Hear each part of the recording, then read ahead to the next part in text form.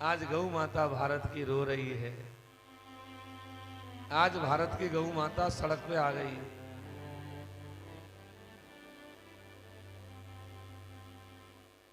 जब से ट्रैक्टरों से खेती होने लगी है, किसानों ने बैलों को काम में लेना बंद किया है, तब से रोड पे आ गए। भूखे मर रहे हैं, प्यासे मर रहे हैं, तड़प तड़प के मर रही है गैया। मैं आपको बता रहा हूं, आने वाले समय में ऐसा समय आएगा जब गाय का अस्तित्व मिट जाएगा। जिस दिन गाय नहीं होगी, जिस दिन गंगा नहीं होगी, उस दिन हमारा कोई अस्तित्व नहीं रह जाएगा। ये धरती, गौ माता, निर्लोभी ब्राह्मण, सती स्त्री, दानी पुरुष आदियों ने अपनी तपस्या के बल पर रोक रखी है। एक ने नहीं रोक, कईयों ने रोक रखी है इसको। तो गौ माता को ब्राह्मणों को दे दिया, संतों को दे दिया कि भाई गाय का दूध, गाय का दही, गाय का घी, गाय का गोबर, गाय का मूत्र, गोमूत्र काम आएगा, पंचगव्य बनेगा। ये पंचगव्य को 12 महीने में 1-2 बार जरूर पीना चाहिए। पंचगव्य काय से बनता है? गाय, देखो गाय का होना चाहिए, भैंस का नहीं। गाय का दूध, गाय का दही, गाय का घी, गाय का गोबर, देसी गाय का, और देसी गाय का गोमूत्र, ये 5 चीजों को मिला करके छान करके और 12 महीने में 2-4 बार और ये पंचगव्य पीना चाहिए। हमारे यहाँ जनेऊ संस्कार जब होता है, यज्ञोपवीत संस्कार ब्राह्मण का पंचगव्य दिया जाता है। यज्ञ होता है, बड़े बड़े कोई भी धार्मिक अनुष्ठान होते, पंचगव्य पिलाया जाता है शरीर की शुद्धि के लिए। तो हमको भी जजमान के साथ साथ अपन के भी पी लिया करो, ये अपने भी शुद्धि है जाए। प्रेम से बोलो श्री राधे। जजमान को तो पिलाते ही है, बच्चे जिसको अपने पी लिया करो भैया, अपनी भी शुद्धि हो जाए। तो उसके बाद क्या निकला? उसके बाद घोड़ा निकला। ततो उच्च श्रवा नाम हयो भूत चंद्र पांडुरव। घोड़े को राजा बलि ने ले लिया। फिर निकला हाथी। ततो ऐरावतो नाम वारणेन्द्र विनिर्गता। हाथी को इंद्र ने ले लिया। फिर निकली कौस्तुभमणि, वैजंती माला, सुदर्शन चक्र, पांचजन्य शंख, सारंग धनुष आदि। इंद्र ने कई मेलंगो, बलि ने कई मेलंगो। भगवान बोले, तेने हाथी ले लिया, तेने घोड़ा ले लिया, सब चीजों को ठेका तुमने ले लियो लेने को, हम वैसे ही लग रहे हैं क्या? सबने कहा आप ले लो प्रभु, कोई बात नहीं। ये सारी चीजें भगवान ने ले ली। क्या? पांचजन्य शंख, सुदर्शन चक्र, वैजंती माला, सारंग धनुष आदि सब भगवान ने ले लिया। उसके बाद में कल्प वृक्ष निकला। बोले क्या करें? स्वर्ग में भेज दो। अप्सराएं निकली। बोले क्या करें? स्वर्ग में भेज दो। अब स्वर्ग में कोई चीज जाती तो देवता भी मना नहीं करते, दानव भी मना नहीं करते। क्यों? दानव तो सोचते स्वर्ग में हमारा राज है, जाने दो। और देवता सोचते कि अमृत पीने के बाद तो हमारा राज हो जाएगा, जाने दो स्वर्ग में, कोई मना नहीं करता। उसके बाद में क्या निकला? उसके बाद में आता है भागवत जी की 8वें स्कंद की 8वीं अध्याय का 8वां मंत्र। ये लक्ष्मी की उत्पत्ति का मंत्र है। जिसको लक्ष्मी चाहिए वो हाथ जोड़ लो, और जिसको नहीं चाहिए वो मत जोड़ो। जिसको नहीं चाहिए वो मत जोड़ना, और जिसको चाहिए वो ही जोड़ना, क्योंकि लक्ष्मी की उत्पत्ति का मंत्र है। ततश्चाविर्भू साक्षात् श्री रमा भगवत्परा रंजयंती दिशकांत्या विद्युत सौदामणि यथा। ये 8वां एक बात बता रहा हूं मैं आपको, बहुत बढ़िया। ये मंत्र का कोई प्रयोग करना चाहो विद्वान लोग तो मैं बता देता हूं आज आपको। ये 8वें स्कंद के 8वें अध्याय के 8वें मंत्र का संपूर्ण दे करके यदि कोई पूरी भागवत का पारायण यदि कर ले तो लक्ष्मी की कृपा हो जाती है। नृत्य करते ज्यादा नहीं कर सको, पूरी भागवत का नहीं कर सको तो केवल ब्रह्म स्तुति का कर लो। हर मंत्र में इसका संपूर्ण दे दो और ब्रह्म स्तुति का कर लो, तो अभी लक्ष्मी की कृपा हो जाएगी। भागवत तो भागवत। बोले लक्ष्मी नारायण भगवान की, लक्ष्मी का प्रादुर्भाव हुआ। अब लक्ष्मी जैसे ही समुद्र में से बाहर आई, देवता तो कह रहे हम लेंगे, दानव कह रहे हम लेंगे, तो चीज ही ऐसी है। लक्ष्मी तो चीज ही ऐसी, कौन मना करेगा लक्ष्मी की? कोई मना नहीं करता। हम लेंगे होने लगी। तब समुद्र ब्राह्मण बन करके आया कि भैया अरे ये मेरी बेटी है, इसका स्वयंवर होगा, ये जिसको चाहेगी उसको पति बनाएगी, बंद करो ये काम। तब लक्ष्मी के स्वयंवर की तैयारी हुई।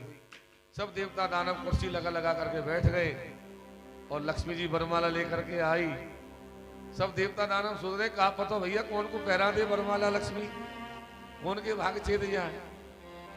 अब तो लक्ष्मी वरमाला लेकर के जब स्वयंवर सभा में आई तो लक्ष्मी ने वरमाला स्वयंवर में आकर के वर के गुण को नहीं देखा, वर के अवगुण को देखा। अवगुण क्या है? सबसे पहले ब्रह्मा जी में अवगुण क्या देखा कि ये तो बूढ़े बाबा है, अपनी बेटी पर रीझने वाले बाबा हैं, इनसे शादी नहीं करेंगे।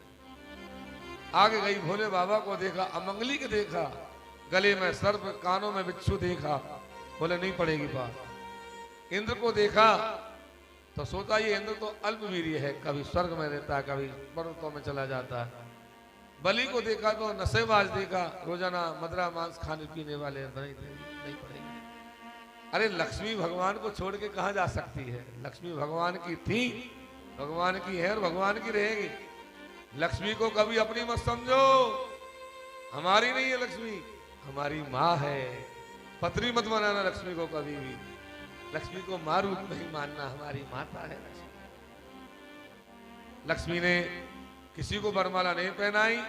दूर भगवान पेड़ की छाया में खड़े थे, उनके गले में जाकर के वरमाला डाल दी। मंगलम भगवान विष्णु मंगलम गरुड़ध्वजा मंगलम पुंडरीकाक्ष मंगलाय तनो हरि। ओ लक्ष्मी नारायण भगवान की। भगवान को जैसे वरमाला पहनाई लक्ष्मी ने, वक्ष स्थल में वास दिया, लक्ष्मी को अंतर ध्यान करके वैकुंठ में भेज दिया, किसी को पता ही नहीं चलने दिया। सारे देवता दानव सबको मुक्त कर दिया। उसके बाद में समुद्र मंथन में एक चीज और निकली जिसका नाम है वारुणी। वारुणी कहते हैं शराब को। ये वारुणी का शराब का पान केवल देवताओं ने किया है, अच्छी चीज नहीं, बचना चाहिए। शराब, मांस, मदिरा, इन चीजों से तो बहुत दूर रहना चाहिए, कोसों दूर रहना चाहिए। भगवान की जो समीपता चाहते हैं उनको इन चीजों से, इन व्यसनों से बहुत दूर होना चाहिए, कोसों दूर होना चाहिए। इन चीजों का क्या काम? उसके बाद अंत में धन्वंतरी भगवान अमृत कलश लेकर प्रकट हुई। बोलिए धन्वंतरी भगवान की। धन्वंतरी भगवान ने अमृत कलश ला करके राजा बलि को दे दिया और धन्वंतरी जी जंगल में चले गए, आयुर्वेद का प्रवर्तन किया। अमृत कलश जब बलि के हाथ में आ गया तो बलि ने सबसे कह दिया बराबर बराबर मिलेगा भैया सबको। देवता स्नान करने दूर चले गए, ना धो के पिएंगे हम तो। दानव नहीं गए, बोले नहा लिए सब, बाद में नहा लेंगे, पहले अमृत पिएंगे। अब ये दानव जब बैठ गए तो लड़ने लगे आपस में, तुझे बाद में मिलेगा, पहले मुझे मिलेगा। दूसरा बोला तुझे क्यों मिलेगा, पहले मुझे मिलेगा। अहम पूर्वम नेतम नेतम इति प्रभु। पहले तुझे नहीं, पहले मुझे। ऐसे कहते कहते दानव लड़ने लगे। जब ये दानव लड़ने लगे भगवान ने सोचा कुछ गड़बड़ नहीं कर दे, अमृत को नहीं फैला दे। सो भगवान ने 16 वर्ष की स्त्री का रूप बनाया, सुंदर श्रृंगार किया। बोली मोहिनी भगवान की। अब तो मोहिनी भगवान आ गए और मोहिनी भगवान को देख करके दानवों ने लड़ना बंद कर दिया। मोहिनी भगवान ने सबको मोहित कर दिया। मुख मोर मोर मुस्कात जात, मुख मोर मोर मुस्कात, मुस्कात मुस्कात जात, मुख मोर मोर मुस्कात जात।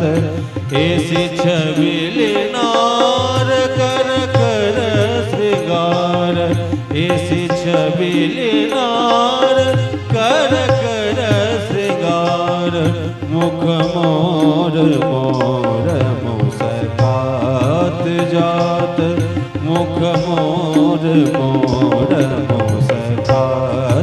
जात।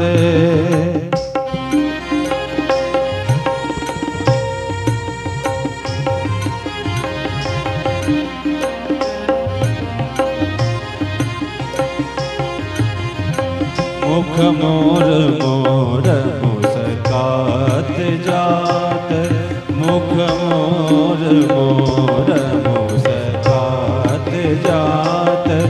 ऐसी छबिल नार कर कर श्रृंगार।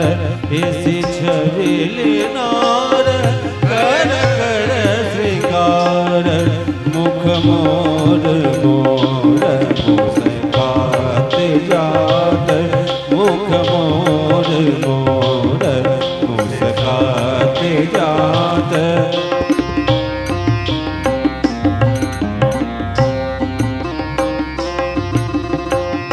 काहो के अखियाँ रसीली मन भाई। मन भाई काहो की अखियाँ रसीली मन भाई। काहो के अखियाँ रसीली मन भाई। तापर सुंदर तापर सुंदर ताकुलाई। चली जात कर कर श्रृंगार। मुख मोर मोर मुस्कात जात। मुख मोर मोर मुस्कात जात। मुख मोर मोर मुस्कात जात। गम धनि सनि सनि धम गम ग सनि सनि सनि सनि सा। मुख मोर मोर मुस्कात जात। गम धम धनि धनि ध सनि स धनि ध सनि स ग ग सनि सनि धम गम ग सा। मोर मोर मुस्कात जात। मुख मोर मोर मुस्कात जात। मुख मोर मोर मुस्कात जात। मुस्कात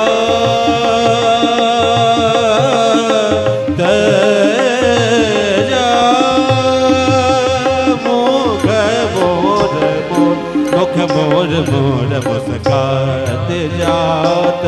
मुख मोर मोर मुस्कात जात। गम धम गम धनि धम गम धनि सनि सनि धम गम ग सनि सनि सा। मोर मोर मुस्कात जात। मुख मोर मोर मुस्कात जात। मुख मोर मोर मुस्कात जात। मुस्कात जात। मुस्कात जात।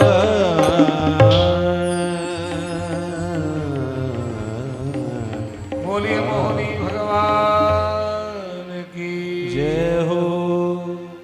अब तो भगवान मोहनी भगवान देवता और दैत्यों के बीच में आ गए। सब दैत्यों को मोहित कर दिया भगवान ने। दैत्यों ने पूछा देवी आप कौन हैं? भगवान बोले बस ऐसे ही घूमने फिरने वाली हूं। आप कौन? बोले हम कश्यप जी के पुत्र हैं, दानव। हमने बलपूर्वक परिश्रम करके अमृत का उत्पादन किया है। हमारे राजा बलि से चल करके तो मिलो। तो चलो। मोहनी भगवान दैत्यों के साथ में बलि के पास में आए और बलि ने एक दृष्टि डाली भगवान मोहनी पर तो वो भी दीवाने हो गए। हमारे प्रभु में तो यही तो गुण है, एक बार जो देख लेता है तो बस देखता ही रह जाता है। मोहनी भगवान ने राजा बलि को भी मोहित कर दिया। राजा बलि ने कह दिया देवी जी आप बहुत अच्छे समय पर आई हो। अब आप ही अपने हाथों से इस अमृत का बंटवारा करके जाओगे। जब ये कहा तो मोहनी भगवान क्या कहने लगे? कथम कश्यप दायाद पुष्चल्यामयी संगता विश्वासम पंडितो जातु कामिनी सुनयाति। अरे कश्यप जी के पुत्र बलि, तुम ये बताओ हम पर विश्वास क्यों कर रहे हो भाई? हमारा क्या विश्वास? विश्वासम पंडितो जातु कामिनी सुनयाति। कभी भी चलती फिरती स्त्री का विश्वास नहीं करना। अरे मैं तो घूमने फिरने वाली स्वच्छंद विहारिणी स्त्री हूं, तुम मेरा विश्वास क्यों कर रहे हो ये बताओ। बलि ने कहा आप कुछ भी कहो देवी जी, मुझे तो पक्का विश्वास, और ये बंटवारा तो आप ही करके जाओ। भगवान का नहीं नहीं नहीं, मुझे नहीं करना। देखो भगवान मोहिनी, जितना आप सामने वाले को उदारता दिखाओगे उतना ही उसका सम्मान बढ़ेगा, आपके प्रति भाव बढ़ेगा। अब मोहिनी भगवान करे नहीं नहीं नहीं मैं नहीं करूंगा, तो बलि का भाव बढ़ रहा है, नहीं नहीं देवी जी आपको ही करना है। हमको बलि ने कह दिया ठीक है देवी जी आप ही करो। भगवान ने कहा चलो ठीक है कर देते हैं, कोई बात नहीं, जरा अमृत तो ला करके दिखाओ। अमृत कलश ला करके राजा बलि ने मोहिनी भगवान के हाथ में दिया। भगवान ने खोल करके देखा तो बोले देखो गाढ़ा गाढ़ा तो नीचे जम रहा है, पतला पतला ऊपर आ रहा है, और वो कौन है? वो देवता देवता। बोले हमारे भाई। हाँ हाँ तुम्हारे भाई, थोड़ा थोड़ा तो देना पड़ेगा। बोले हाँ एक काम करती हूँ, पतला पतला जो अमृत है वो उनको बांट के आती हूँ, बाद में बचेगा गाढ़ा गाढ़ा वो अपन घर घर के बैठ के पी लेंगे, ठीक है? बलि ने कहा ठीक है देवी जी। अब मोहिनी भगवान उस अमृत कलश को लेकर के जब जाने लगे तो यहाँ दैत्यों के बीच में एक दैत्य था जिसका नाम था स्वरभानु। क्या नाम था? स्वरभानु। स्वरभानु जानता था कि ये कोई स्त्री नहीं है, ये कोई माया है, और ये जा रही है तो वापस आने वाली नहीं है। सो स्वरभानु यहाँ से दौड़ करके गया और देवताओं की पंक्ति में सूर्य चंद्रमा के बीच में जाकर के बैठ गया। भगवान ने जाकर के अमृत को घोड़ा, सारे देवताओं को अमृतपान कराने लगे। सूर्य चंद्रमा के बीच में जब राहु को स्वरभानु को अमृत पिलाने लगे तो भगवान ने सूर्य चंद्रमा दोनों से पूछा कौन है? दोनों ने पहचानने से मना कर दिया। तभी भगवान ने सुदर्शन चक्र के द्वारा ये स्वरभानु का मस्तक काट दिया। बोलिए मोहिनी भगवान की। स्वरभानु का मस्तक जब कट गया तो मस्तक का बन गया राहु और धड़ का बन गया केतु। ये दो बन गए और दोनों बन करके अब तो लड़ने को तैयार हो गए मोहिनी भगवान से। भगवान ब्रह्मा ने आकर के कहा प्रभु जी आज तक केवल 7 ही ग्रह थे, आज से 2 ग्रह और बढ़ गए, अब तो इनको ग्रहों का तिलक करना ही पड़ेगा। बोले कर दो। तब ब्रह्मा ने आकर के दोनों के ग्रहों का तिलक कर दिया। आज तक केवल 7 ग्रह थे, सूर्य चंद्र मंगल बुध बृहस्पति शुक्र और शनिश्चर। आज से 2 ग्रह और बढ़ गए, राहु और केतु। इस प्रकार से राहु केतु की उत्पत्ति हुई और सबको अमृत पिलाया। जो अमृत बचा भगवान ने कहा भैया भगवान शंकर को भी देना है, गरुड़ जी को भी देना है, वासुकी नाग को भी देना है, सबको देना है। अब यहां जब ये अमृत देवताओं ने पी लिया, दैत्यों के राजा बलि को पता चल गया कि मेरे साथ तो धोखा हुआ है, तो उन्होंने कहा कोई बात नहीं, अमृत पी लिया तो क्या हुआ, मरेंगे तो नहीं देवता, हाथ तोड़ दो, पैर तोड़ दो, अंग भंग कर दो। ततो देवासुरो नाम रण परम दारुणो। देवासुर संग्राम हुआ और देवासुर संग्राम ऐसा भयानक हुआ महाराज कि देवासुर संग्राम में और देवताओं ने तो अमृत पी लिया था, बेचारे दानव निहत्ते थे, सारे दानव मरते चले गए। जब ये दानव मरते चले गए तब नारद जी ने आकर के कहा कि अरे देवताओं तुमने तो भगवान के आशीर्वाद से अमृत पी लिया भैया, और ये दानव बेचारे निहत्ते इनको क्यों मार रहे हो? भगवत भी अमृत प्राप्त नारायण भुजाश्रय। आपने नारायण की भुजा के आश्रय से अमृत पान कर लिया और दैत्यों को मार रहे हो। तब ये महासंग्राम पूर्ण हुआ। संग्राम में देवताओं की विजय हो गई। इस कथा का भाव क्या है? अध्यात्म भाव क्या है? ये समुद्र मंथन का भाव क्या है?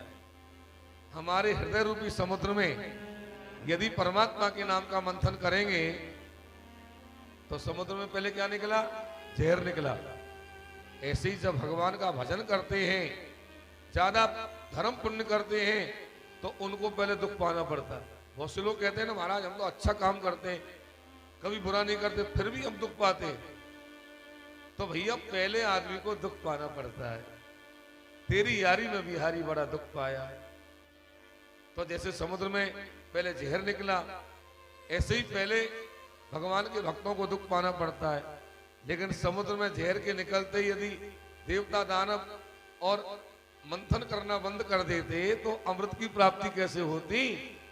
चाहे हजार बाधा आए, हजार समस्या आए, लेकिन भगवान के नाम के मंथन को कभी हमको बंद नहीं करना है, जारी रखना है। यदि हमारा ये मंथन का कार्य जारी रहा तो जैसे देवताओं को अंत में अमृत मिल गया, ऐसे ही हमको भी और भगवान का भजन करते करते अमृत रूपी आनंद की प्राप्ति हो जाएगी। ये इस कथा का भाव है, ये समुद्र मंथन का भाव। आगे 12वें अध्याय में, ये 8वें स्कंद की 12वें अध्याय में मोहनी भगवान ने जो भगवान शिव को मोहित किया वो प्रसंग है। एक बार भगवान शिव वैकुंठ में गए, भगवान से प्रार्थना किया कि नाथ मैं भी आपके मोहन रूप का दर्शन करना चाहता हूँ। भगवान ने कहा चलो ठीक है। भगवान मोहनी बन करके आए और महादेव जी को आकर के मोहित किया। महादेव जी तो बिल्कुल पागल की तरह हो गए। जब पागल की तरह हो गए तो यहाँ महादेव जी का तेज विस्खलित हुआ, जिसको अंजना मैया ने धारण किया, हनुमान जी की उत्पत्ति हुई और जहां जहां शंकर जी का तेज गिरा, सोने की खान, चांदी की खान, पारे की खान बन गई। इस प्रकार से मोहनी रूप का दर्शन कराया और फिर कहा कि भोलेनाथ आज तक तुमको मेरी माया व्यापी, आज की बात तुमको मेरी माया नहीं व्यापी। आशीर्वाद भी मिल गया। उसके बाद और मनुओं के मनमंत्रों का केवल भागवत जी में नाम दिया है। 6 मनुओं का मनमंत्र हमने सुना दिया आपको। 7वें मनु के मनमंत्र का नाम है वैवस्वत मनु। इस समय में आप सब तो जानते हैं कि इस समय जो मनमंत्र चल रहा है वो वैवस्वत मनु का ही मनमंत्र चल रहा है। 7वें का ही संकल्प जब बोला जाता है तो मनु का नाम लिया जाता है। 8वें मनु हुए सावरणी, फिर देव सावरणी, फिर ब्रह्म सावरणी, फिर रुद्र सावरणी, फिर ब्रह्म सावरणी, इंद्र सावरणी। इस प्रकार से 14 मनुओं के मनमंत्रों का नाम भागवत में लिया। और आगे राजा परीक्षित ने सुखदेव जी के चरणों में प्रणाम करके कहा कि बले पद त्रयम भूमि कस्मा हरियाचत। गुरुदेव, अब मैं ये जानना चाहता हूं कि भगवान ने बलि से जाकर के 3 प्रकृति का दान कैसे मांगा, भगवान का वामन अवतार कैसे हुआ। इस प्रसंग को जरा विस्तार से सुनाओ गुरुदेव। जब ये कहा तो सुखदेव जी बोले कि पराजित स्त्री रसुविश्य हापितो इंद्रेण राजन भृगुभि से जीविता सर्वात्मना तान भजत कुंडली शिष्यो महात्मार्थ निवेदनेना। जिस समय देवासुर संग्राम हुआ तो देवासुर संग्राम में देवराज इंद्र ने राजा बलि के माथे में कुल्हाड़ा मार दिया और कुल्हाड़े के मारते राजा बलि मर गया। मरे हुए बलि की लाश जब दैत्यों के पास में पहुंची तो दैत्य रोते रोते अपने गुरु शुक्राचार्य जी के पास में पहुंचे। बोले गुरु जी हमारे राजा बलि मर गए। बोले क्या कह रहे हो? बोले हाँ। तो गुरु शुक्राचार्य जी ने देखा कि भाई माथा तो नहीं कटा है। माथा नहीं कटा तो कोई बात नहीं। तो गुरु जी ने अपनी भृगु विद्या के द्वारा, मृत संजीवनी विद्या के द्वारा और पुनः राजा बलि को जीवित कर दिया। ये विद्या केवल शुक्राचार्य जी जानते थे दुनिया में। जब ये बलि को जीवित कर दिया, गुरु जी ने कहा बलि मांग क्या चाहिए तुझे? बलि ने कहा गुरु जी मुझे तो स्वर्ग का राज चाहिए। स्वर्ग का राज चाहिए? बोले हाँ। तो गुरु जी ने कहा चिंता मत कर, मैं तुझे एक ऐसा रथ दे रहा हूं, उस रथ में तू बैठ जा और मेरा तेज लेकर के तू रथ में बैठ करके चला जा। देवताओं की सामर्थ्य नहीं जो मेरे तेज का सामना कर सके, अकेला चला जा। गुरु मेहरबान तो चेला पहलवान। गुरु जी के दिए हुए रथ में बैठ करके राजा बलि गुरु जी का भृगु तेज लेकर के, और जब स्वर्ग में गया सारे देवता भाग गए और बलि का स्वर्ग में राज हो गया।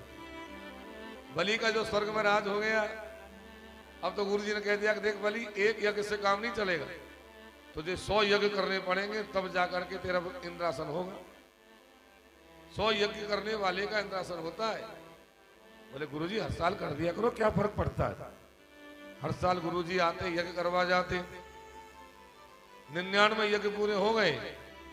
100वें यज्ञ का जब समय आने लगा तो देवताओं की हालत खराब होने लगी। अब क्या होगा। और देवताओं की हालत तो खराब हुई सो हुई, लेकिन देवताओं की माँ का नाम है अदिति। अदिति की हालत बहुत खराब, क्योंकि माँ तो माँ ही होती है। माँ का हृदय बहुत कोमल होता है और माँ अपने बच्चों को कभी दुखी नहीं देखना चाहती। यदि बच्चे सुखी हैं तो माँ बाप की आत्मा बहुत प्रसन्न रहती है, और बच्चे यदि सुखी नहीं है तो माँ बाप की आत्मा भी चैन से नहीं रहती। आज माँ ने अपने पति कश्यप जी के चरणों में प्रणाम करके कहा, नाथ मेरे पुत्र देवता बहुत परेशान है, कुछ करो ना। बोले क्या करूं देवी। बोले कुछ करो। बोले क्या करूं, तुम बताओ तो सही। बोले मुझे कोई ऐसा व्रत बताओ, मेरे ऐसा पुत्र हो जो मेरे पुत्र इंद्र का हमेशा हमेशा को स्वर्ग में राज करवा दे। कश्यप जी बोले ऐसा ही होगा देवी, तुमको एक व्रत करना पड़ेगा, 12 दिन का व्रत। बोले कौन सा व्रत है। बोले पयोव्रत। ये पयोव्रत कब करते हैं। फाल्गुन के महीने की पड़वा से लेकर के 12 तक का व्रत है पयोव्रत। और ये ऐसा व्रत है कि गाय के दूध में खीर बनती है, देसी गाय के दूध में, और वो खीर का हवन होता है और केवल वही प्रसाद लिया जाता है। बस पूरे नियम धर्म से रहा जाता है। जो स्त्री व्रत को कर लेती है, कश्यप जी ने कहा उसके मनवांछित जैसा चाहती वैसा पुत्र मिल जाता है। अदिति जैसे ही ये व्रत करने लगी तो अदिति के गर्भ में भगवान स्वयं आ गए। भगवान जब गर्भ में आ गए अब तो आनंद होने लगा।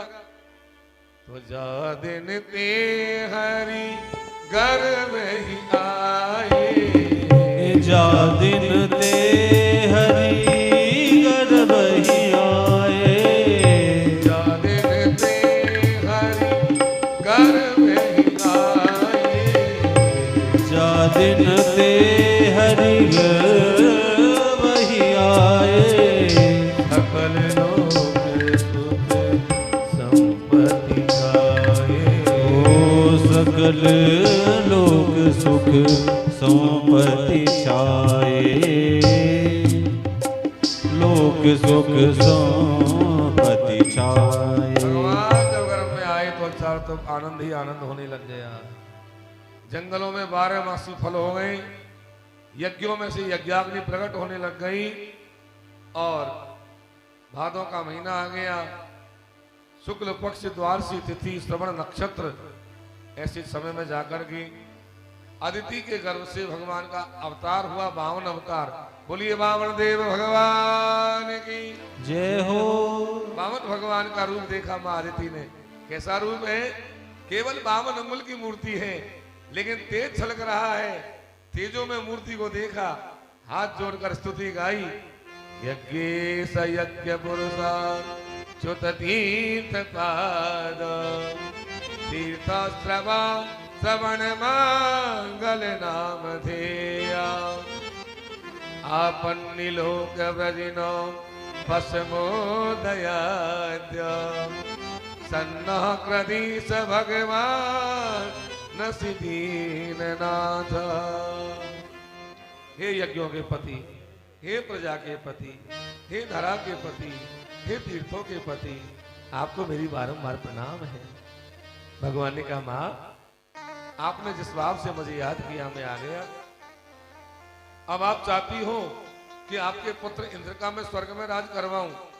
मैं आपको वचन देता हूं मां, चाहे मुझे कुछ भी करना पड़ेगा, लेकिन मैं आपके पुत्र इंद्र का स्वर्ग में राज करवा करके ही वापस आऊंगा। ऐसा कहकर के भगवान यहाँ से चल दिए।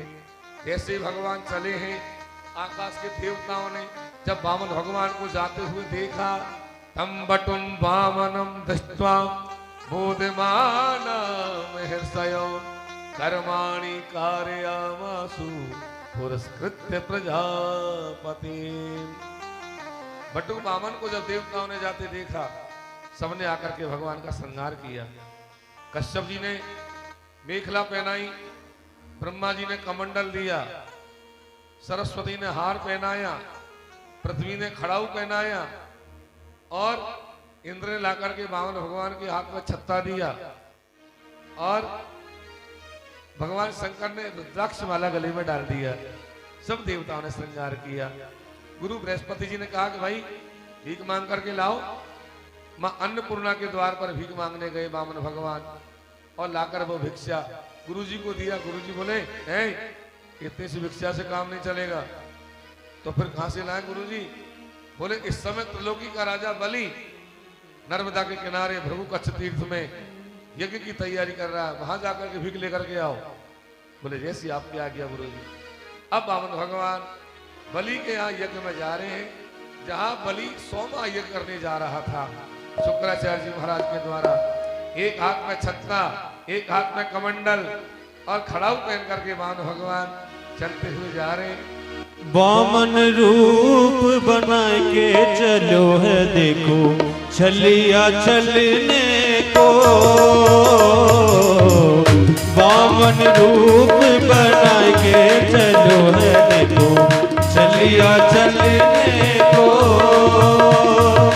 ओ वामन को रूप बना के चलो है देखो छलिया चलने को। वामन रूप बना के चलो है देखो छलिया चलने को।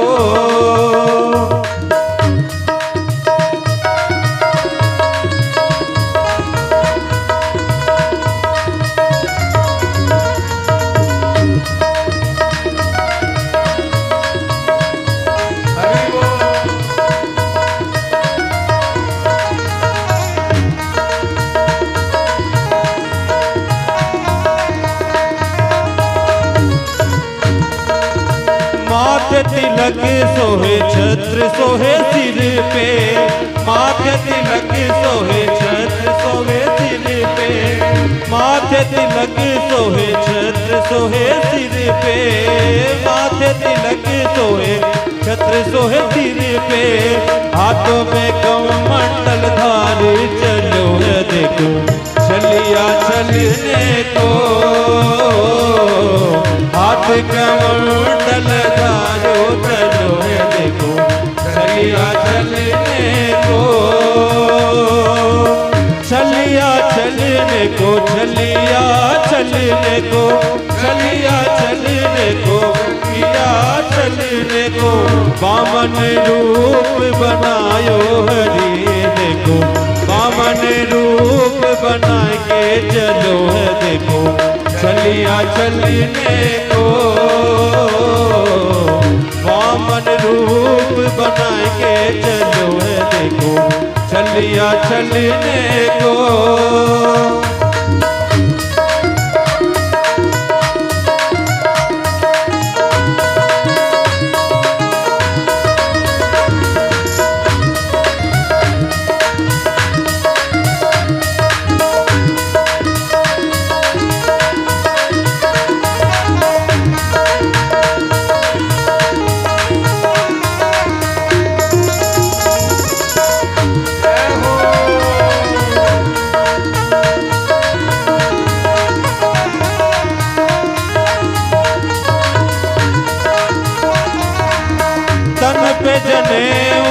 सिर पर चोटी, तन पे जनेऊ सिर पर चोटी। ओ तन पे जनेऊ सिर पर चोटी, तन पे जनेऊ सिर पर चोटी। ओ चरणों में सोवे खड़ाऊ चलो है देखो छलिया चलने को। चरणों में सोहे खड़ाऊ चलो है देखो छलिया चलने को। वामन रूप बनायो चलो है देखो छलिया चलने को।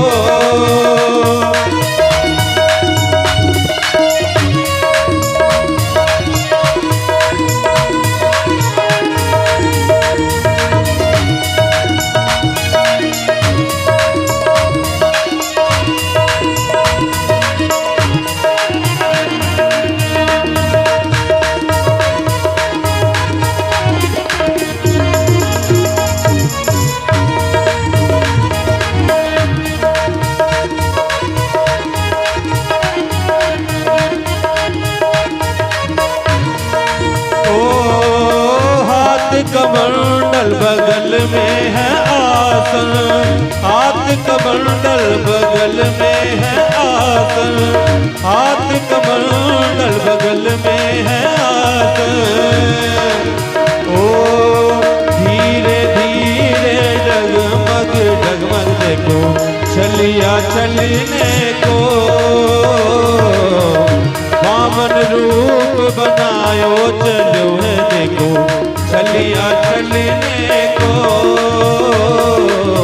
वामन रूप बनायो चलो है देखो छलिया चलने को, छलिया चलने को, छलिया चलने को, छलिया चलने को, छलिया चलने को, वामन रूप बनायो चलो है देखो छलिया चलने को, वामन रूप बनायो चलो है देखो छलिया चलने को, चलो है देखो छलिया चलने को, चलो है देखो छलिया चलने को।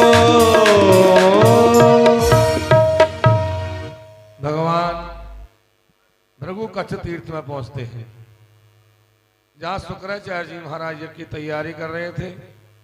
राजा बलि को समाचार मिला, महाराज आपके द्वार पर ब्राह्मण बालक आया है। ब्राह्मण बालक? बोले हाँ। राजा बलि जैसे द्वार पर आए, वामन भगवान के रूप को देखा, हाथ जोड़ करके स्वागत किया। स्वागतम ते नमस्तुभ्यां ब्रह्मन् किं करवाम ते, ब्रह्मर्षीणां तपो साक्षात् मन्नीत्वा वपुरधरा। हे ब्राह्मण, आपका स्वागत है। ऐसा लग रहा मानो सारे ब्रह्म ऋषियों का तेज आप में ही समाहित हो गया हो। आज मैं धन्य हो गया, मेरा कुल धन्य हो गया, मेरे पितृ तृप्त हो गए आप जैसे ब्राह्मण के आने से। वामन भगवान ने कहा, राजन हम तो सुना तुम्हारे नाम की चर्चा, लेकिन ये मत सोचना हम कुछ मांगने आए, हम तो केवल यज्ञ के दर्शन करने आए। नहीं महाराज, आपको कुछ तो मांगना पड़ेगा। गैया चाहिए तो गैया दूंगा, सोना चाहिए तो सोना दूंगा, चांदी चाहिए चांदी दूंगा, अब मांगो तो सही। बोले नहीं। वामन भगवान बलि के द्वार पर खड़े हैं, बलि स्वागत कर रहा है। हमारे मध्य में भी वामन भगवान की झांकी विराजमान है। आज के जो यजमान है वो आकर के अर्चना करें, पूजा करें, और भी जो कुछ करना चाहते हो कुछ कर सकते हैं वामन भगवान का सत्कार।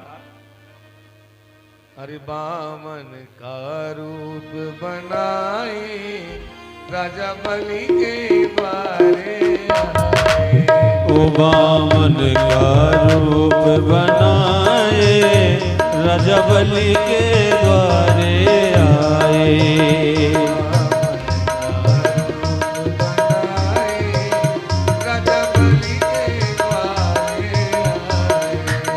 वामन का रूप बनाए राजा बलि के द्वारे आए।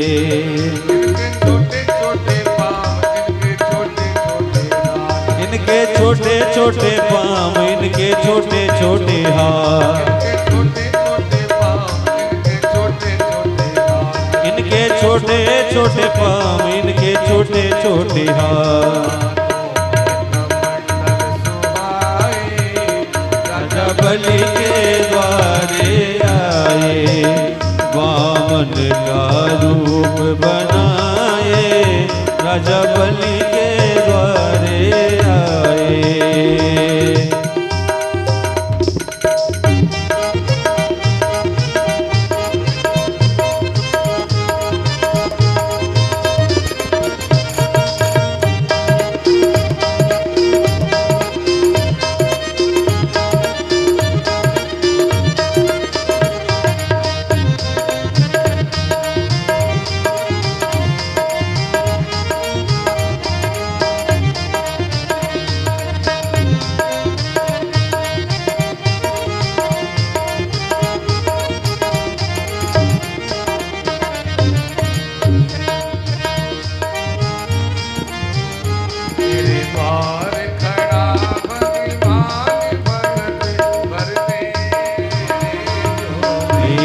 भगत भर दे रे झोली।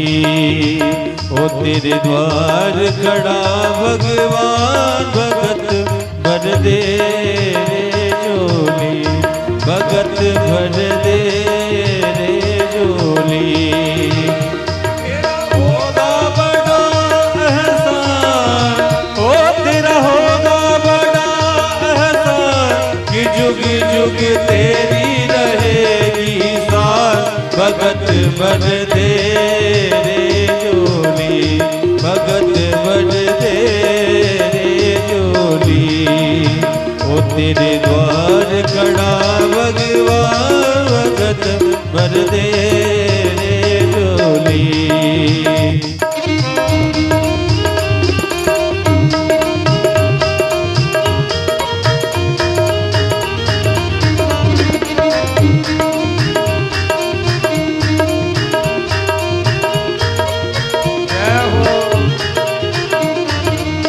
डोल उठी है सारी धरती देख ले। डोल गगन है सारा। डोल उठी है सारी धरती देख।